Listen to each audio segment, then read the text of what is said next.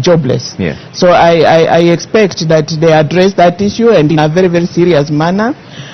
Issues of health.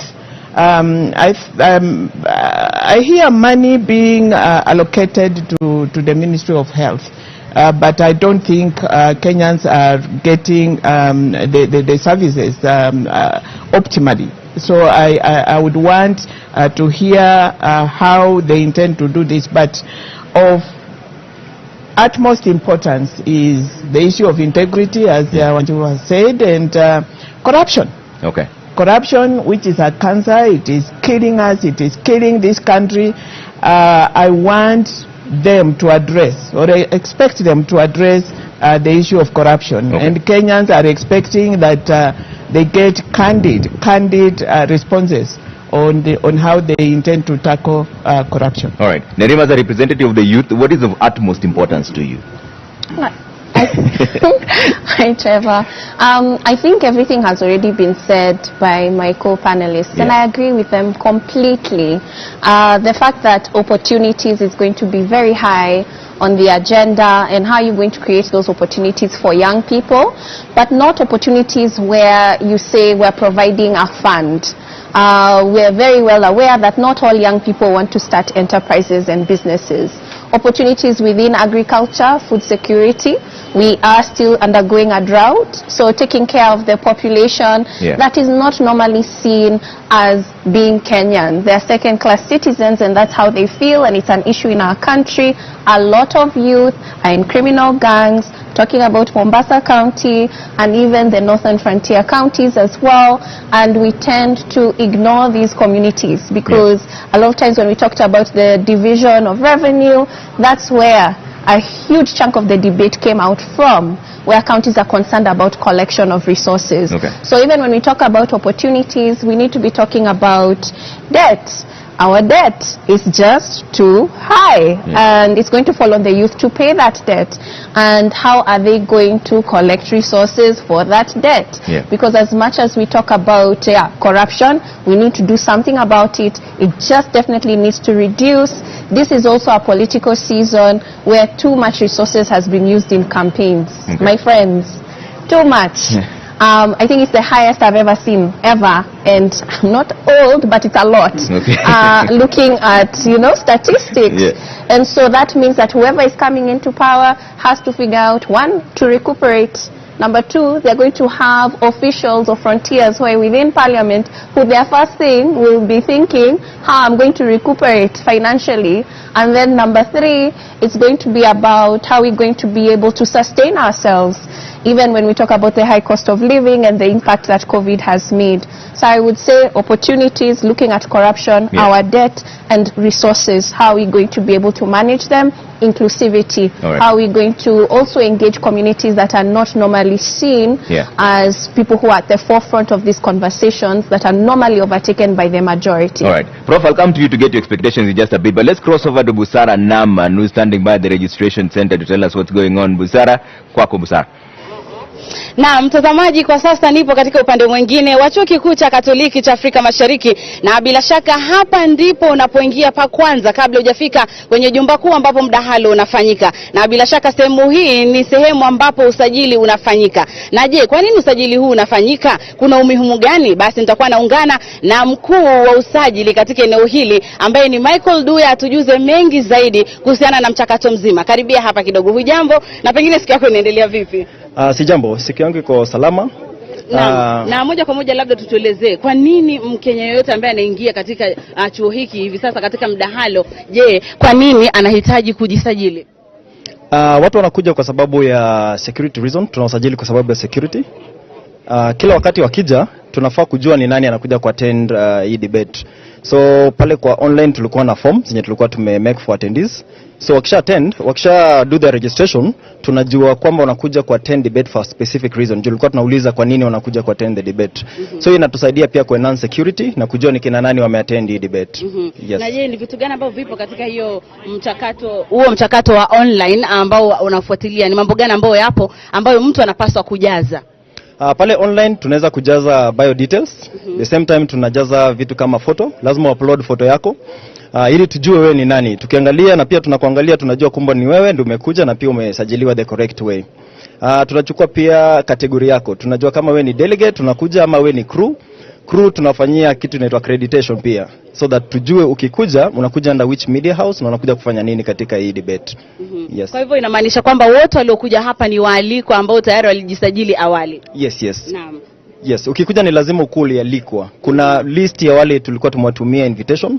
So wakishahakikisha kwamba ni the correct people wanakuja, ndipo tunaweza wapatia sasa entry into the event. Naam, shukrani sana Michael Luya. Bila shaka mtazamaji, huyo ndo mkuu wa kitengo cha usajili katika hafla nzima ya mdahalo huu wa wagombea urais. Na mtazamaji, kufikia hapo narudisha upande mwingine wa studio. Asante sana Busara Naman. Just for clarity purposes, this broadcast is coming to you live from the Catholic University of Eastern Africa. Only those who are invited prior will be allowed into the vicinity, but we're not leaving you out. Online, you can always send us your views on presidential debates KE 2022 as a hashtag, and the deputy presidential debates KE 2022. Also, you can send in an SMS with your name and where you're texting us from to 22843 to weigh into the entire discussion. We'll sample some of the views during this broadcast that is being aired across all media platforms. Professor, I was coming to you in terms of your expectations for this. Before you went to a commercial break. Just trying to clarify to the people how the registration is working out there, so that they don't walk in here. But what are your expectations for this debate, Prof? Yeah, thanks. And again, I appreciate being the company of these heavyweights of ladies here. I think it's the same we expect in the debates. Yeah. There'll be only one gentleman, I suppose. Yes. And 3 ladies. I think the first thing is for them to appreciate and realize the position they are holding. You are holding the second person entrusted with the responsibilities by Kenyans. And therefore what we expect you is to talk at that level. In the sense that, how am I going to look at a country like Kenya and place it where it's supposed to be in the world, in Africa? Could be the first economy in Africa, if not the second, you know. Yeah. I expect that from them. And as my sister talked about here, perhaps it's not a politicking. This is a very different discussion, because here they'll be asked questions. When they get to the rural areas, nobody asks them a question. You are talking to the people. Yeah. Here we are debating. And therefore I would like them to go beyond what we are promising Kenyans. Yeah. Hope is not a strategy and will never be a strategy. Tell us, for example, we are going to have free education from ECD to the university. How? Anybody can say that. Yeah. Even the mad person in the street. But how are we going to do it? So what I expect, and I think the panelists here have brought the issues here. Yeah. If we look at the public debt, if we look at the fuel prices, how are we going to deal with it? That is something I would expect from them. Yeah. A very clear strategy. In fact, you move from hope to a strategy. And from a strategy, you have the implementation. Yeah. So that's what I'm really expecting from them. Okay. Because the moment you tell the Kenyans, we have issues of food. Yeah. What makes us go back? Farming, agriculture. What makes agriculture tick? Water. Yeah. What is my plan to deal with harvesting water? Okay. What equals manufacturers? Energy. How are we going to deal with energy? Yeah. So those are the kind of things that are going. And I think Ebre, they brought the drought, Yeah. the public debt, Yeah. post-COVID, the war in Ukraine. And of course, I think I would not like to to say like Wanjiru there. I know Wanjiru hits below the belt of the times he has opportunity. And I think everybody has. We are looking for strong leadership. Yeah. A leadership which is no-nonsense, in the sense that it will not allow things like some transaction cost. Yeah. That's what we are looking for. All right. And Dr. Baraza, Professor Gituru is raising a very interesting aspect on position. The position they serve as the deputy president of the nation, the incoming one. The constitution itself, Article 147(2), is not even explicit on the roles of a deputy president. It simply just says he or she will deputize the president and execute functions by the constitution and assigned by the president. Is that where the problem is really?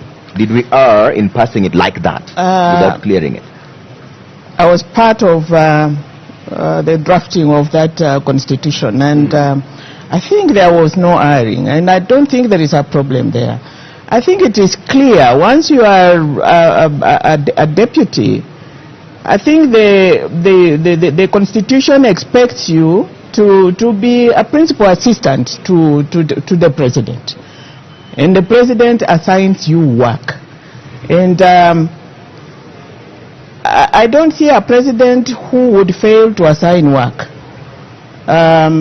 I don't think from the framers or the position of the framers of the Constitution there was a problem. The problem is being created in the office itself, in the presidency itself, probably people not wanting to appreciate the position that the Constitution gives them. Yeah. I don't think there is a problem there. But as a person who took part in the drafting of it Yes. all, Yes. what happens if a president decides not to assign the deputy the duties? The deputy decides to take the president. Yeah, or the deputy decides to ignore what has been assigned. Did you look at that possibility? I think the expectation was that we were not going to have that kind of friction. Okay. That for a presidency to run smoothly, there is a reason why the Constitution put there a principal assistant called a deputy president, and he would be assigned work. Yeah. And then there is a reason why the Constitution created a deputy president and called him a principal assistant of the president. So if this principal assistant wants to outsmart the principal himself, I think now that is the problem of the persons holding those posts. Okay. Yes. Wanjiru, was there a mistake there in the drafting of Article 147 that did not explicitly give the roles of what a deputy president should do?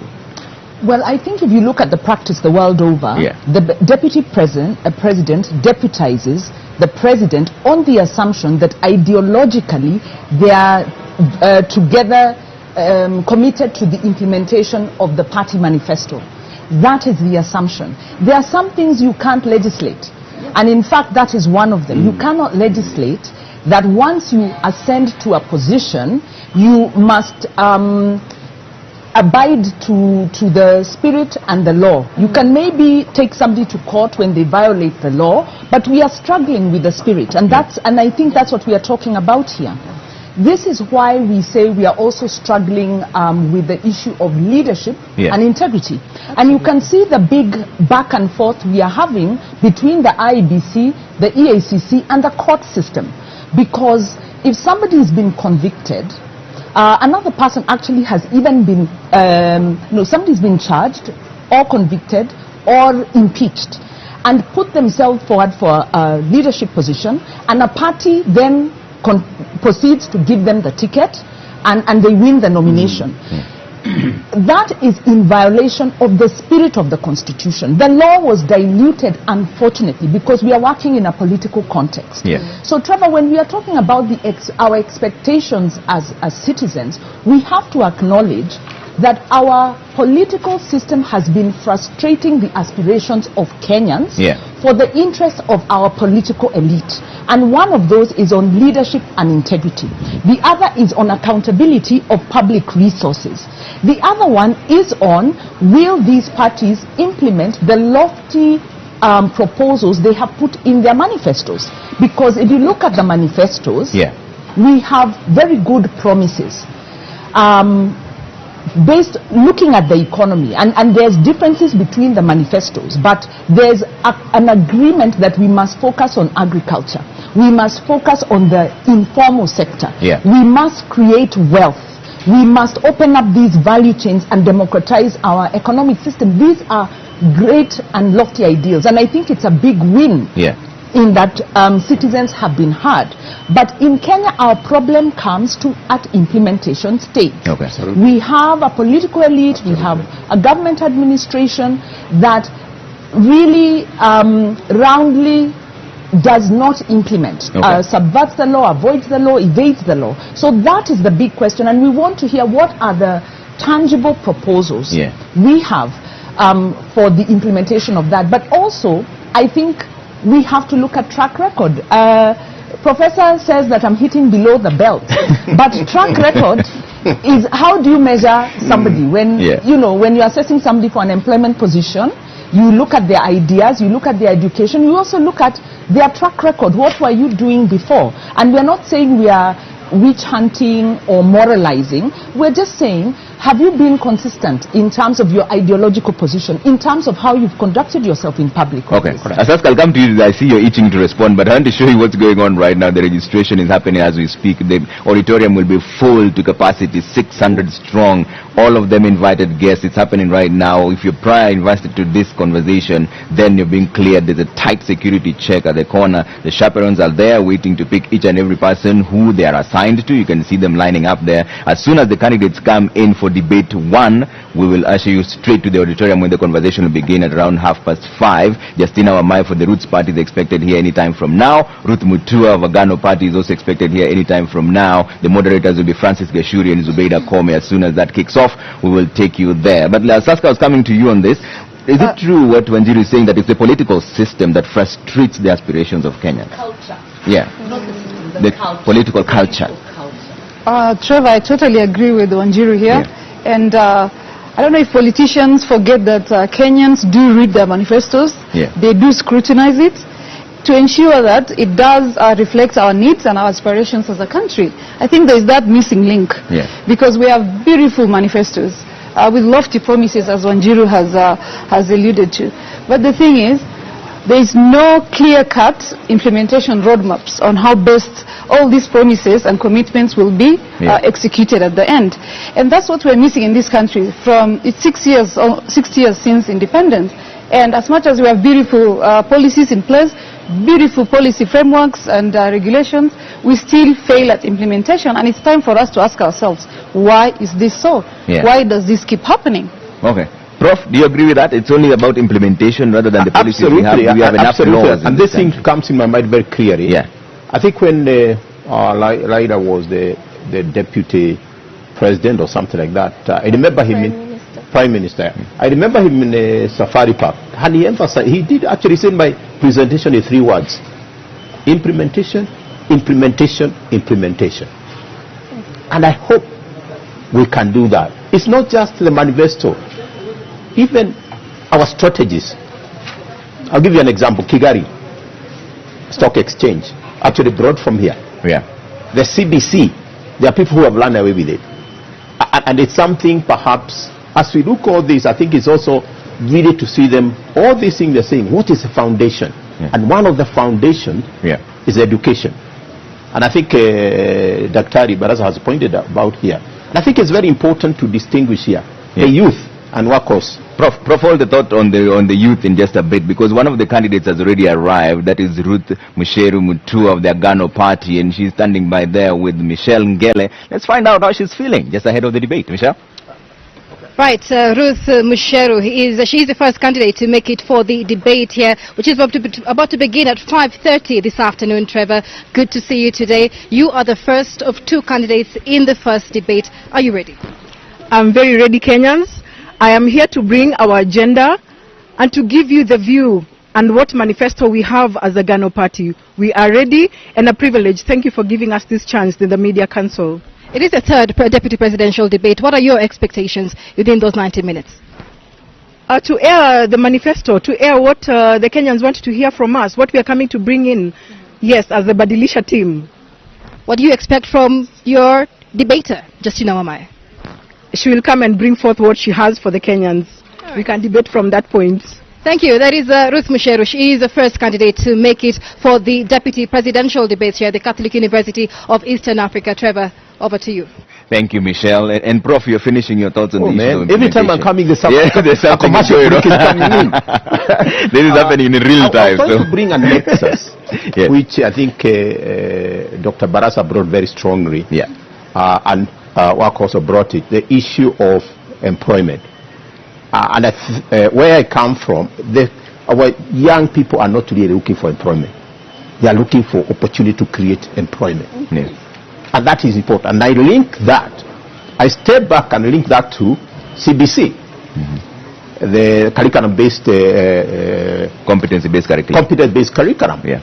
And what do I see the candidate linking that to what it translates to create opportunities for young people to create employment? Yeah. And there are people in this town. I have some Marotom survivor around me, and I've mentioned him, Kiprono, Kitoni.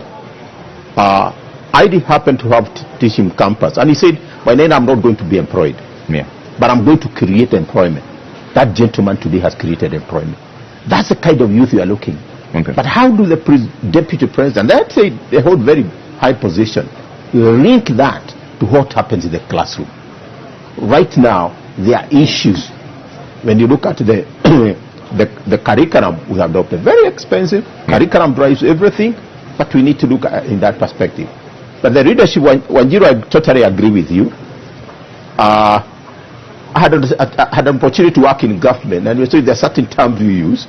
I remember one time talking to the public service. You don't say they have no skills. You say they have limited skills.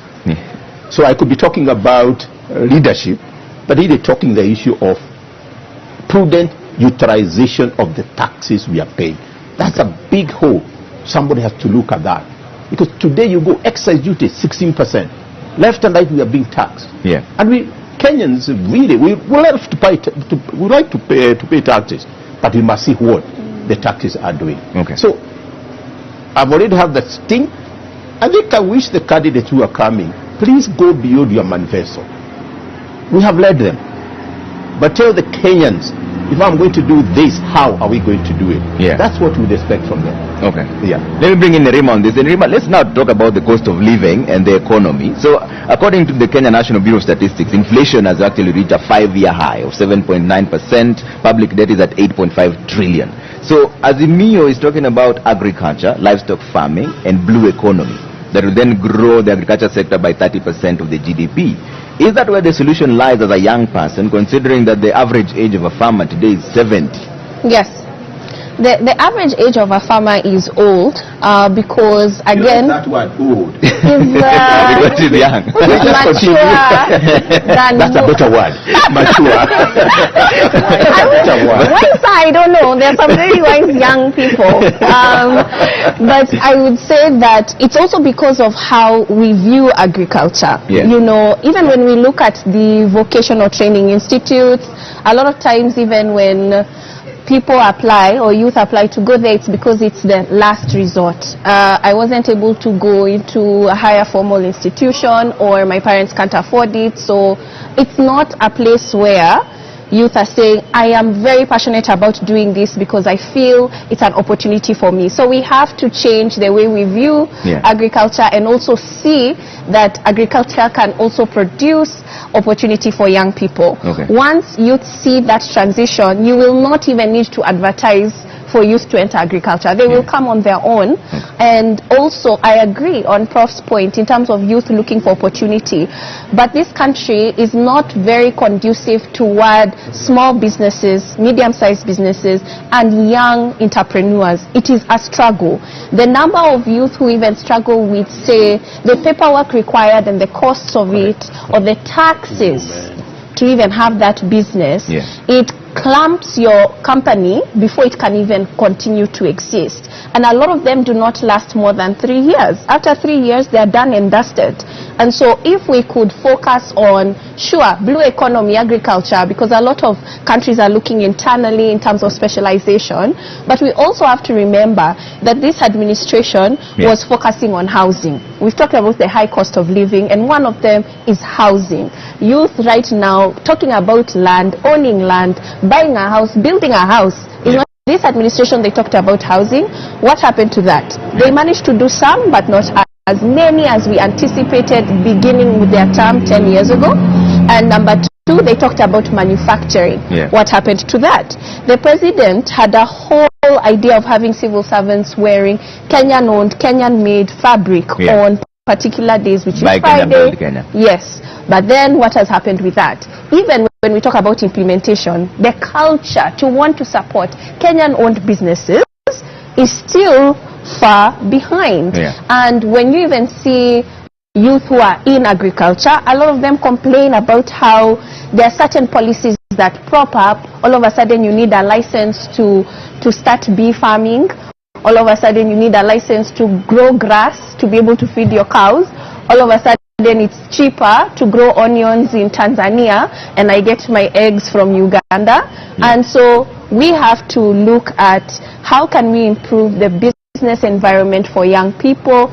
It will be important because we're looking at integration. We haven't talked about the free trade, Africa Free Trade Area that is now in place, and youth being able to see opportunities in areas like Rwanda, Kigali, that we've talked about, and the fact that now that exchange will come into place, and it will also change the conversation on currency and how we trade and what we're trading. Okay. And Dr. Baraza, in hindsight, what is missing when it comes to youth empowerment initiatives? Because some of them have been there, but they've collapsed on their faces. Or is it that the uptake has not been there? In your view, what is missing when it comes to youth empowerment? I think what is missing is seriousness in following those programs through, in implementation. I know there are programs, there are funds, we hear of funds, youth funds, but I think implementation is not good. Nerima has touched on a very important issue.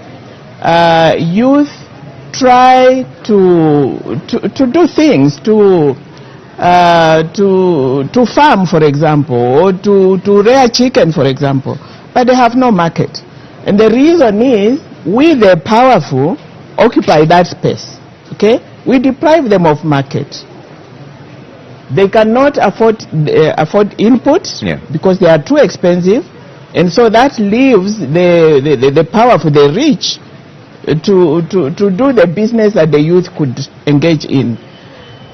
So I think we strangle them along the road, along the way, and so we just don't enable them to succeed. It's the enabling environment that's the not enabling there. environment is not there. Okay. Asaska, we've been speaking about the Azimio manifesto of agriculture, but Kenya Kwanza, on the other hand, also is pledging to invest 500 billion over the next 5 years in the smallholder agriculture and informal sector. Will the proposed agricultural initiatives guarantee food security to all Kenyans?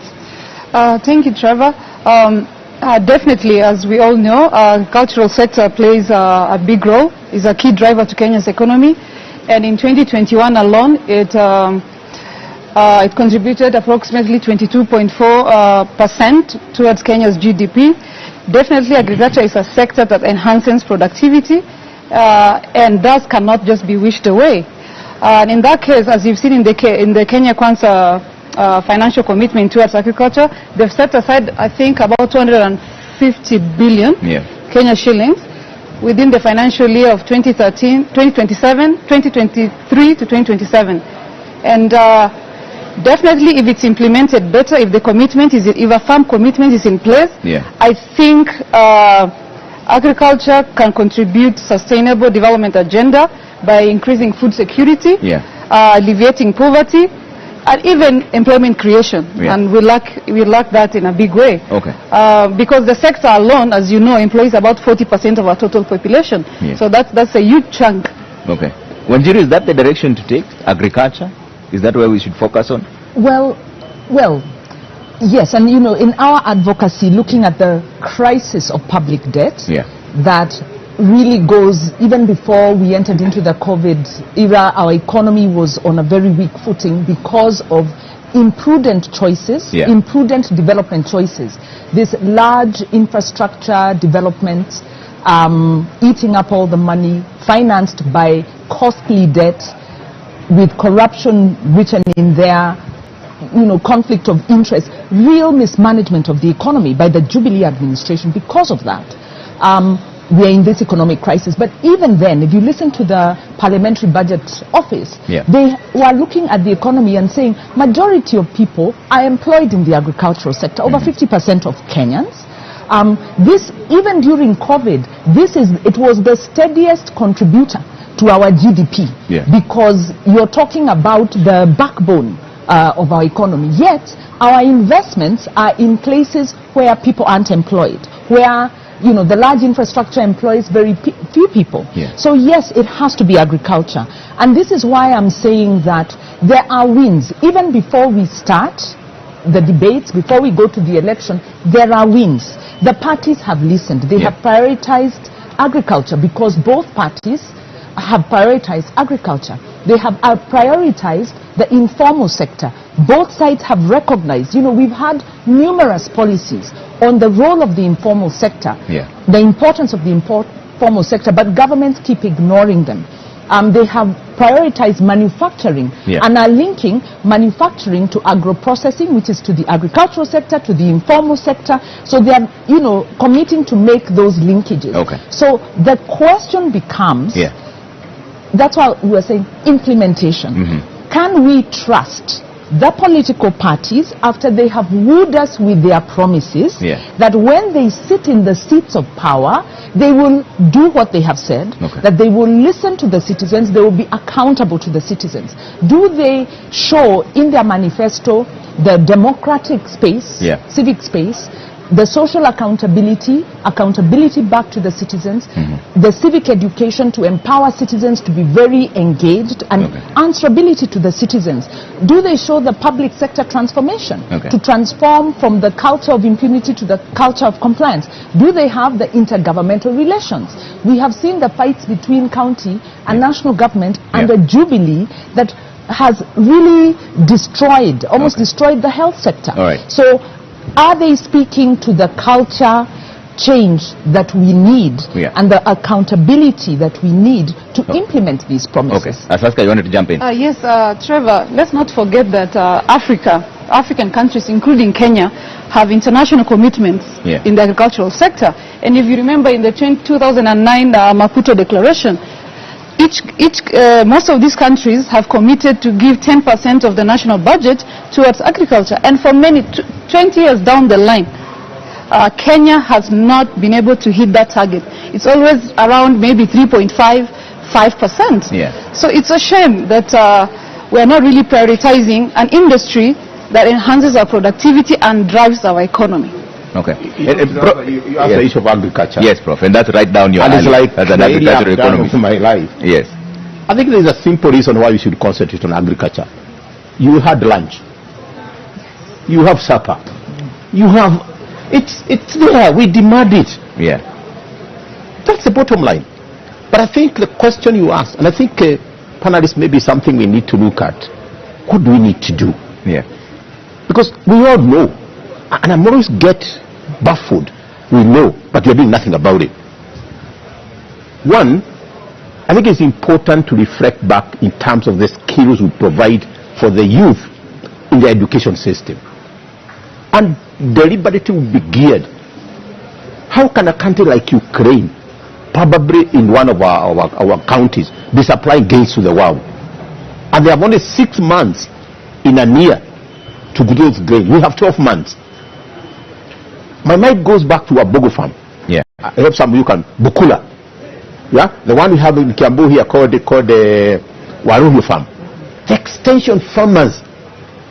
And I can tell you, Trevor, if an extension person has come to the farm, the maize was very different from the other farm. These are the kind of things we actually want to bring back. I like her point. It's actually almost, I don't know, it's almost treason. Opening something in this country, the way you go through, you give up. And I think it's something we are looking for ease of doing business. I give the example. When we used to get our DL driving license, we used to queue. And to get it, you give 1,000. Right now, you can get through your phone. This is the kind of thing when you get kids into 8. And the concept in a country, Trevor, which cannot feed their people, is headed for disaster. Look at US. Look at any country. What they do, they make sure that there's enough for their people. I think that's something we need to reflect back. And we should, and I like you're using the free trade aid in Africa, we should be the one exporting grains out there. Not exporting to us. So I think it's something we must get that.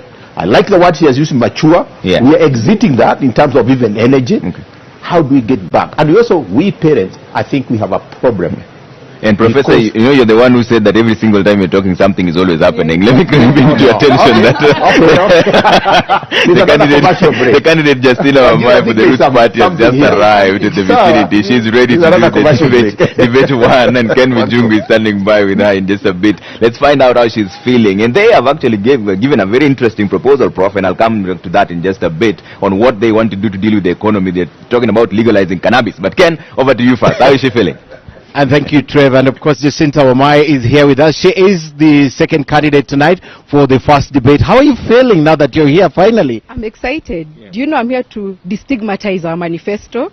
So I'm energized and I'm psyched up. You ready for this? What did you do ahead of the debate? I prepared accordingly. You know, Kenyans are not bright, so I need to come off smart. So we're looking forward to the debate and all the best. Asante sana. Asante. All right, back to you, Trevor. Thank you, Ken. Prof, you're finishing your thoughts on this. Finish. Yeah. I like this commercial break when it just comes to me. Yeah. So I think that's something, the point I was making here, we must do whatever it takes to ensure we are food secure. Okay. Had opportunity to talk to the military people. If we depend on our eggs from Uganda and there's war, they'll just stop the food. They don't even have to use a tank. Yeah. They'll come over. Okay. And I think that's something we need really to look at in terms of how do we make our country secure. Okay. And if there's something I had to do, one thing, agriculture. Yeah. It defeats manufacturing. Yeah, but It there's a defeats twist. everything. There's now a twist to this entire agriculture issue. We've talked about Kenya Kwanza manifesto and Azimio manifesto. The Roots Party is talking about legalizing cannabis. Is That's that the point a I was viable going to proposal? make. I hear you, Trevor, but let me ask you, and I think we need to be more serious. And I think the presidential candidate is already visiting some farms in the U.S. of where they plant. How much of GDP does that crop bring to those economies, even where they do it? Very little. Yeah. Then the second thing is, do we feed on that thing? There are farms here in Naivasha planting flowers. We never eat on those flowers. The most people Kenya will cash your call with their kids are in Naivasha. Yeah. So we also need to protect what people eat and what we sell for export. That balance is very important. And I will probably go towards grains. But the other thing is we need to change even the way we look at the grains. And I always give this example, and I think that Wako is here, I can give this example. Yeah. If we had unga in this cup, maize, it cannot even feed Wako. I know they don't eat ugali these days. But if we had muchere, it can feed all of us here. Okay. We need to change the grain revolution. India, Southeast Asia, there are more people than we are. Yeah. India is surpassing everybody in the world in the population. But you have never heard people have. Okay. Because they changed. All right. Anajua kwako unatoka hakuna chakula akiwa hapana ugali. But Dr. Baraza, let me bring in on this issue of the Roots Party manifesto. Speaking about legalizing cannabis, yani weed. First, what would it take for that to happen? And is it a viable resource? I think before I come to cannabis, I just want to chip in on what Prof has said about agriculture. We have strangled agriculture. Okay. I tried to farm. I got a big farm in Magarini. I tried to do pineapples. I tried to do sugarcane in Kwale. I tried to do mangoes. You hear of markets out there, but there is no support system for farmers in this country. Yeah. I have now given up, but there is market out there. Now the problem with this country is we like importing everything and anything because of what we stand to gain out of that. I know of so many youth who in my endeavor to farm, I was meeting them in Kajiado. Young people, graduates, they are getting an acre here because they had, you can grow tomatoes, you can grow onions, but we strangled it. You go down Narok, young people on weekends going to Narok to get farms to try to grow wheat. Yeah. So they are trying. It's not lack of will on the part of the youth. Okay. They are trying, but we strangle the agricultural sector because we want to import eggs, and of course, who is importing the eggs? And what about that scheme in Galana? Galana Kulalu. I mean, it was hyped. We all waited. We expected we are going to feed ourselves with that maize there, and then it just went silent. What happened? Now, of course, there is the issue of corruption. There in this whole agricultural sector, our youth can make a living and be rich within the agricultural sector. But we strangle it. Now, coming to cannabis, okay, they say there are countries who have who are making incomes out of it. I think they need to convince us and to show us real data and statistics on how much they are getting and how we are going to protect our youth. I think the excited ones are not looking at it from the point of view of how much income. They are excited for other reasons. So we need to be convinced that it's not a dangerous thing that we are driving our youth into, and that actually wherever it has been legalized, wherever it has been made as part of the agricultural sector, that it is giving them the returns that really go into the economy, to improve the economy. All right. And Wanjiru, is this an alternative revenue stream? Because it is in their manifesto, the Roots Party of Kenya manifesto. It is in their manifesto, and if you'll allow me, I'll just add something on the excellent points raised on the agriculture sector, which is it's important to prioritize agriculture. It's important to recognize a lot of agriculture in Kenya is smallholder farmers. It's important to recognize that as you're bringing in technology, it has to be suitable to the existing framework that we have, so that you're not bringing in very sophisticated technology that pushes out the smallholder farmer. And so my question is, where is the farmer? Where is farmer's voice? What is the governance system within the cooperatives? How do we, reawaken the cooperatives and the SACCOs that support agriculture? So I think much as we are talking about the technical and the economic priorities, we must not forget the governance. We must not forget the social accountability, the citizen voice and role, because that's Article 1. And really the sustainability of development is that citizens are at the center of development. Development with the people, by the people, for the people. And government serves the citizen. On the cannabis issue, of course we want to maximize revenue streams. But we must remember that Kenya's problems are not just economic. We also have social problems. We have political problems. So one of the things I'm finding with the discussion we are having is that there's a strong emphasis on economic needs, which is really, really good. That's progress, because it means our democracies are maturing, but then we are pushing out some of the social and governance issues. They've kind of taken a backstage, and they have to go in tandem. On the issue of marijuana, there is a social side to it. Number one, right now, marijuana is illegal. Bangi is illegal in Kenya. What this means is there's a lot of young people who use the weed that are in prison because of owning or using small amounts of weed. There are recommendations to decriminalize Bangi so that you can deal with that problem, because I think that creates inequality, and that fails to deal with there's a disconnect between the law and the social reality.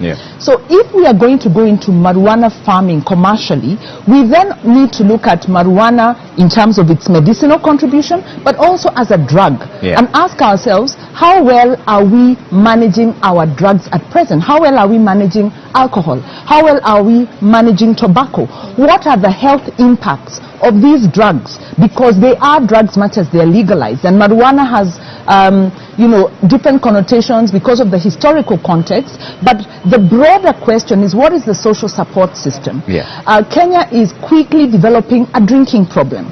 Our young people are quickly developing drinking problems. This has been exacerbated by our kind of skewed taxation that we have on alcohol, that makes it cheaper for young people to take hard drinks than it is to drink maybe lower levels of alcohol. So we need to talk about social impacts of the decisions we make, economic decisions we make, so that we have a holistic conversation. So my view is we are looking at one aspect, but missing the bigger picture. Okay. Asaska, is it a realistic proposal?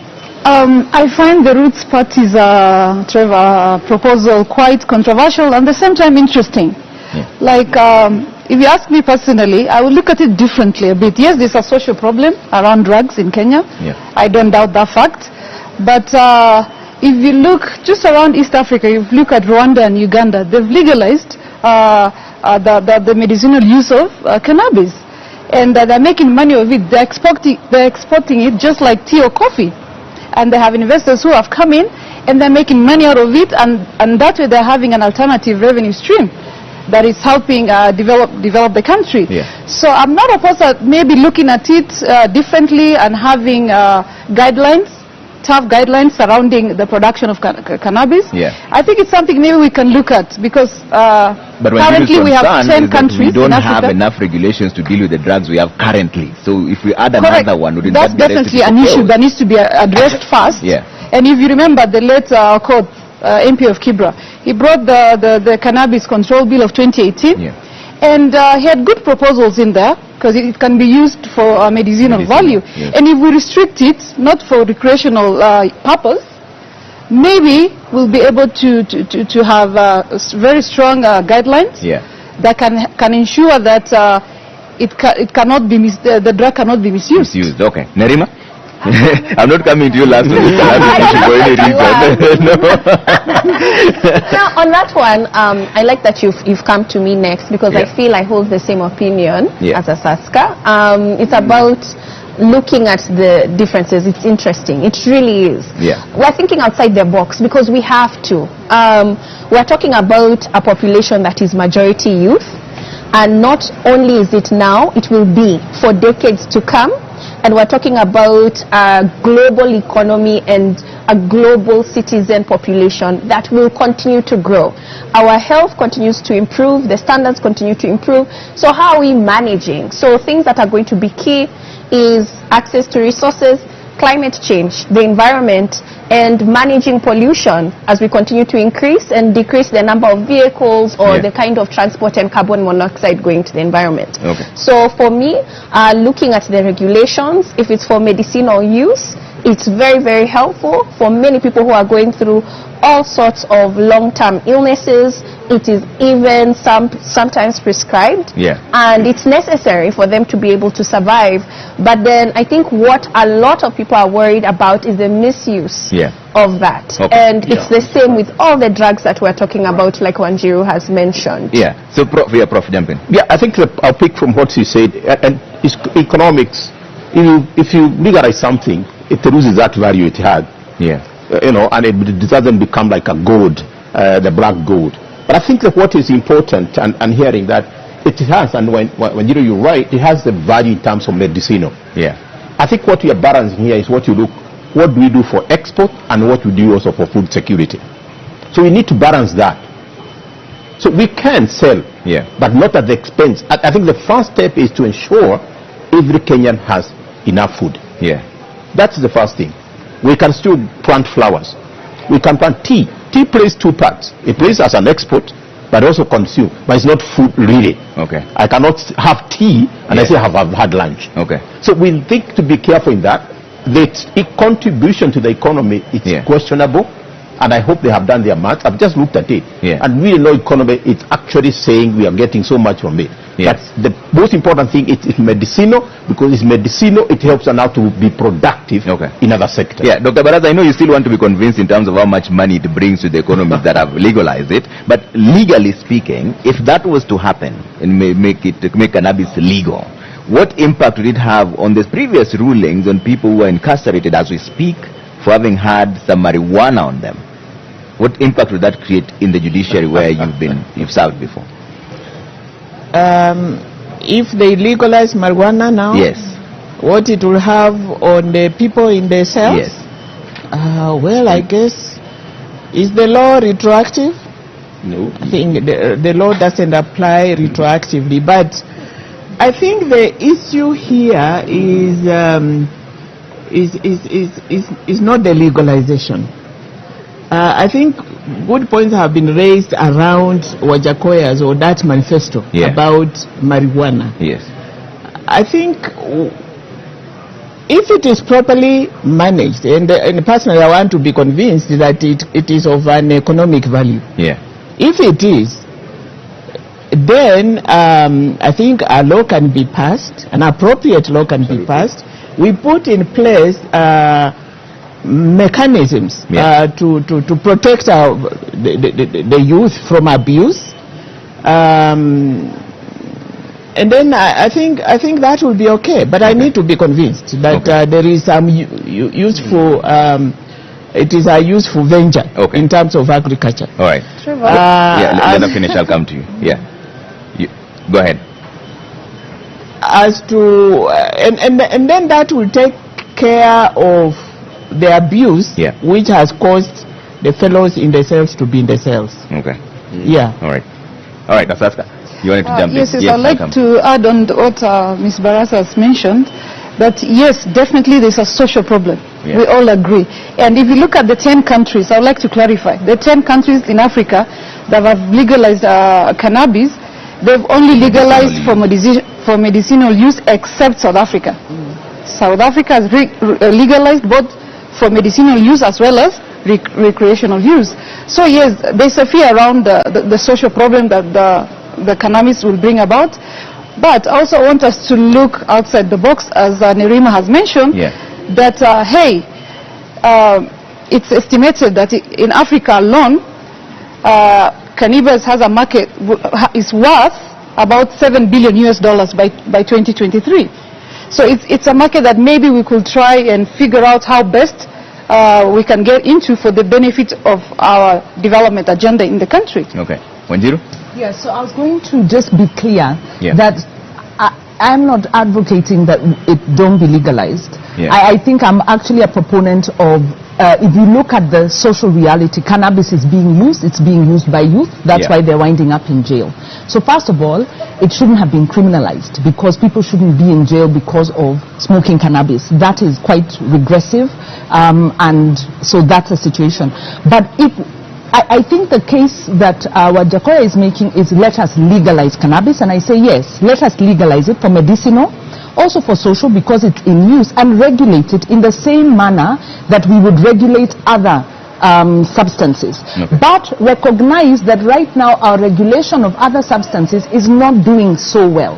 That there is a risk that we go in and legalize and we create a culture that is going to destroy our youth. And it's not just youth who have problems with substances, people our age, because we tend to moralize the use of substances instead of looking at maybe the practical. Maybe we don't deal with our mental health issues so well, maybe our social structures. So this is why I'm saying we need a proper policy framework that looks at the issue holistically, not just from an economic point of view, and definitely not from a moral point of view. Okay, let's move away from the economy and now talk about the war on corruption. And Dr. Barasa, I'll start with you on this.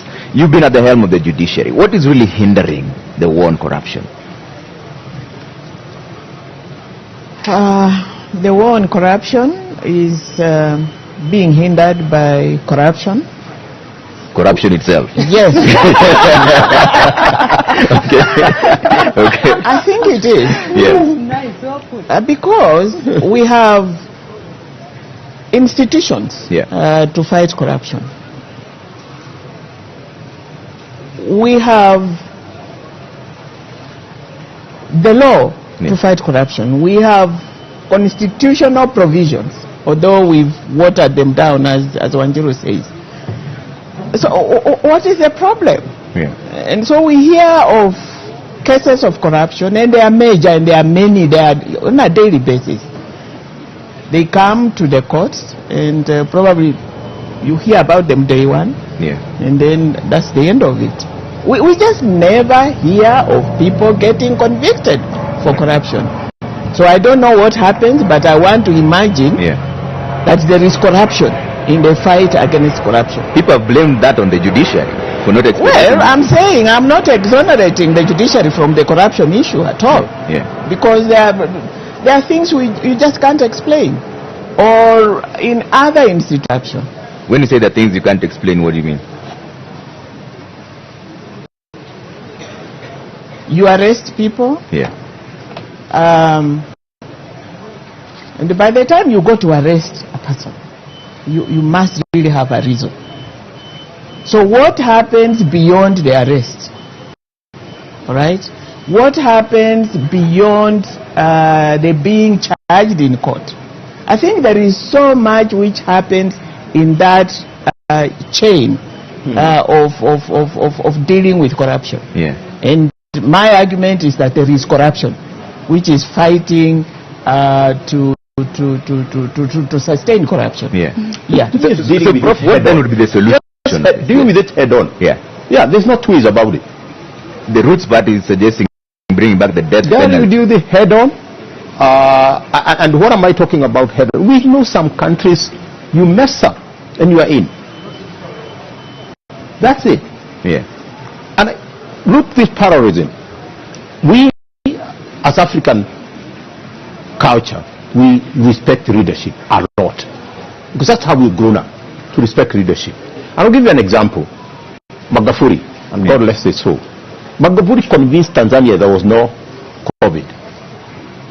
Yeah? Majimaji, Vilani. They believed him.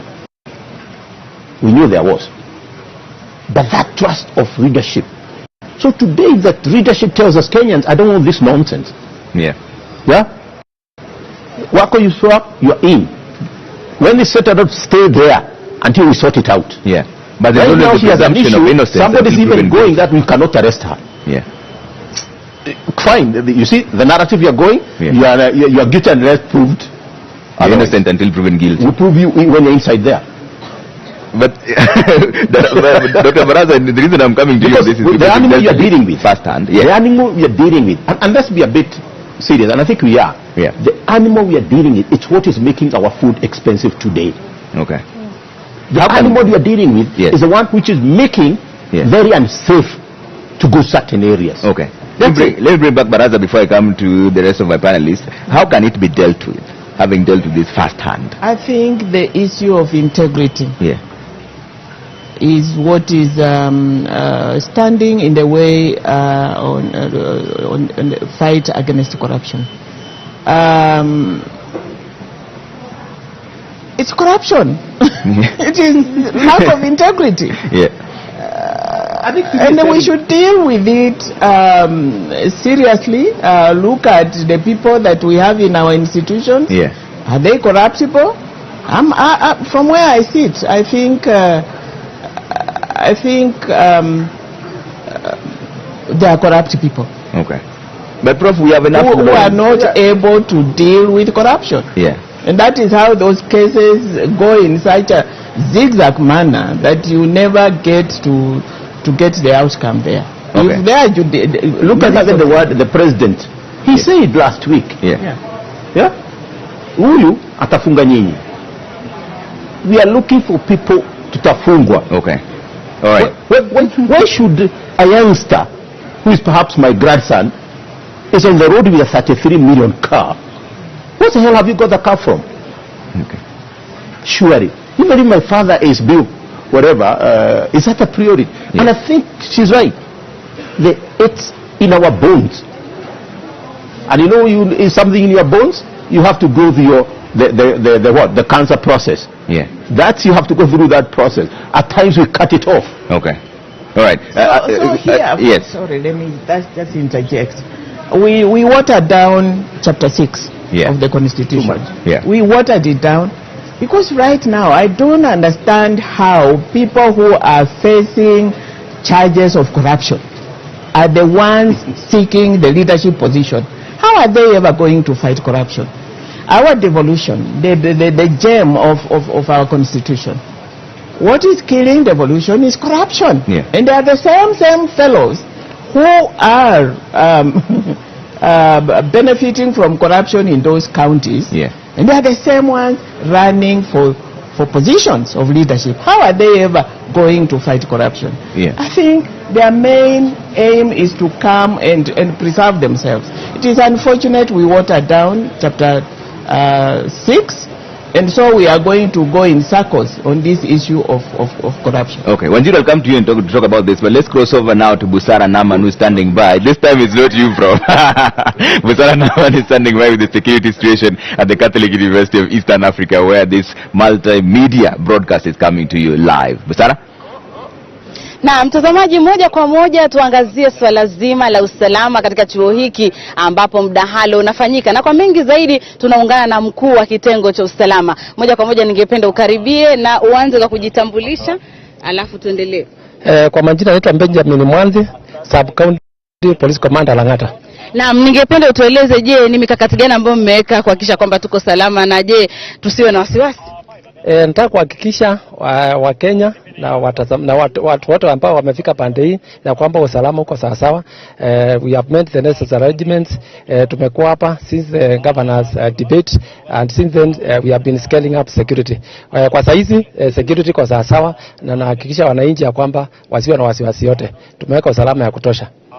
Naam, basi tayari ameshatueleza kwamba kila kitu kiko shwari, inamaanisha kwamba tusiwe na wasiwasi. Lakini cha mno, je, bado mnaangazia ni akina nani wanaingia? Ni waalikwa tu ama mnaruhusu mtu yoyote? Si mtu yote anakubaliwa, ni wale wamealikwa. Iko petting kwa gates, iko petting iko separate petting areas kabla hujafika mahali ya debate. So ni wale wamealikwa peke yake, wako na cards, tuna verify kabla hawajaingia. So watu wasikuje isipokuwa wale wamealikwa, na tunaomba wale wamealikwa nao wakuje, na wale watu walitupea wakasema wao ndio wataandamana nao, wasiongeze watu wengine zaidi kwa sababu ya the logistics ambazo tumeweka huko ndani.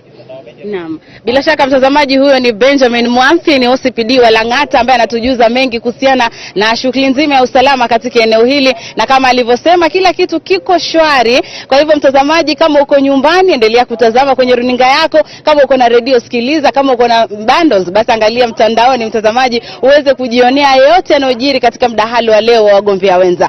Kufikia hapo narudisha upande mwingine wa studio kwako Trevor. Asante sana Busara Naman, kila kitu kiko shwari. Kiswahili. Wanjiru, let me bring you back into this. You've been dealing with this issue of corruption for the longest time now. What are the best options of dealing with it? Great, yes. As an institution, we deal with social accountability, which is really strengthening citizen voice for accountability. Corruption proper, you're looking at abuse of office and you know, the penalties and the kind of remedies you have on that. And how do we deal with the problem of corruption? First of all is to recognize that, as Prof has said, as Daktari has said, it's become a part of our culture. In 2015, I think it was, the Aga Khan University published a study on youth perceptions and expectations, and youth said it doesn't matter how you make your money, as long as you make your money, and corruption's not a big deal.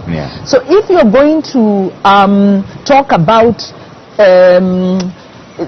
prudent use of public resources to youth, it's not going to resonate, because the interest is to make money by any means. We become very consumerist.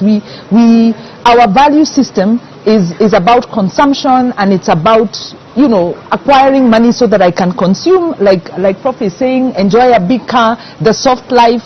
So one, we need to deal with the culture. The other thing, of course, it's about leadership, and it is about Chapter 6. And so we are looking for a political party that is serious about Chapter 6, that's making some good, strong recommendations, and have a track record on delivery. The problem we are having, and it's a crisis that's facing us, is we are having more and more leaders who have violated public office, who are involved in drug cartels or money laundering cartels, rapes and violations, and are actually in court. You know, sometimes it's rumors, sometimes they're even in court, and they're able to get into public office. And as Daktari has said, what will they do once in office? They will water down the law. So we are caught in a cycle. So it's a vicious cycle. It's a vicious cycle, but we must give ourselves some opportunity for hope. Number one, as we go to vote, Kenyans must refuse to vote for leaders who are implicated in corruption or other forms of public abuse of public office, so socially. Number two, we need to align with leaders who have expressed their interest and have a track record in fighting corruption, and then also in our own... Wanjiru, hold that thought in just a bit. There's an important process that's coming through. This time it's not Prof again, it's you interruptions coming through. Let's cross over. Twice now, so at least now you're even. Nimrod Tabu is standing by with the balloting process. It's an important process and he'll explain why. Nimrod? Asante sana Trevor Mbija kutoka studio nyingine. Hapa tuko katika sehemu moja muhimu, na kama unavyoona ninao wagombea wenza wawili ambao tayari washafika tayari kwa mdahalo wa leo. Bi Justina Wamae hapa na Bi Ruth Mutua tayari kuanzisha kipenga chetu cha mdahalo wa leo. Lakini kazi iliyoko hapa ni kazi fupi ndogo ya moja kwa moja kuweza kumchagua yule atakayeingia jukwani wa kwanza, yule atakayerushiwa maswali ya kwanza na kujieleza wa kwanza. Kwa hivyo Bi Ruth na Bi Justina, ningewaomba tu kwa wepesi tu kila mmoja aweze kuchukua karatasi yake ambayo ni kura, halafu moja kwa moja tuweze kuzionyesha kwenye mpiga picha. Moja kwa moja mwaweza kufanya hivyo, maana nishawapa kibali. Ameanza Bi Justina, akafuatia Bi Ruth. Moja kwa moja kuweza kufungua tuweze kujua. Haya basi, ni kama unavyoona upande wangu wa kushoto, nambari wa kwanza atakaye anaingia jukwani si mwingine ila Bi Justina, wa pili atafuatia ni Bi Ruth. Na moja kwa moja basi niwaeleze kwa kifupi tu, kwa kuwa yule anaingia kwanza anaingia sehemu ya kushoto kuangalia wale wageni walioko mbele yetu. Kwa hivyo ni shughuli tu ya moja kwa moja kuingia na kuweza kuanza kusubiri mdahalo kuweza kuanza rasmi. Asanteni sana na nawatakia kila laheri. Asante. All right, asante sana Nimrod Tabu. That's Nimrod Tabu during the balloting process. Now that's an important process because now we know Justina Wamae of the Roots Party is taken number 1 and Ruth Mutua is number 2. What that means is Justina will be the first one to make her opening remarks and also the first one to make her closing remarks. That's the reason why the balloting process is important, so that we align on who goes first, right? Yeah, you're finishing your thoughts on recommendations of dealing with corruption. How to deal with this monster of corruption. Number 1 is implement the law, because there are provisions. We need transparency. We need to know who the beneficial owners of public-sponsored projects are when you have private sector working with governments, because what we are having is government officials enriching themselves through public schemes. So beneficial ownership, we need transparency, disclosure of the contracts. We are in court over there is also a case on the Nairobi Expressway and many other. So we need to enforce the law. We also need to revisit our civic education, because